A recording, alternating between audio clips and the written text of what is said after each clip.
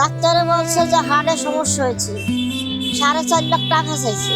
তো আমার তো সেই তহবিল নাই। মোহাম্মদ আবু সৈয়দ শেখ। আচ্ছা, আমি দেখলাম যে আপনি কাগজপাতি সার্টিফিকেট নিয়ে রাস্তায় হাঁটছেন।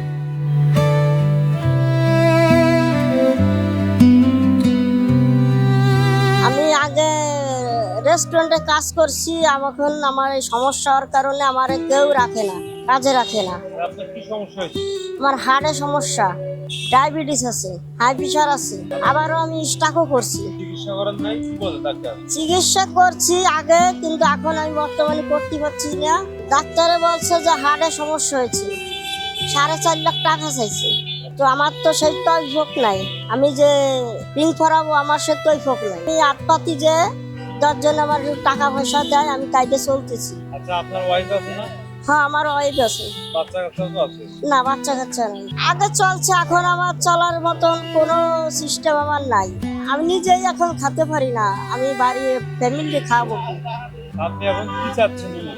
আমি চাচ্ছি যে আপনারা 10 জন মেরিয়া যে আমার একটু সহযোগিতা করেন, যে আমার হাড়ের নেগেটিভ চিকিৎসা হোক, আমি বাঁচে থাকতে চাই। খুব সমস্যা, আমি ডাক্তার দেখাচ্ছি, টাকায় পারতেছি না।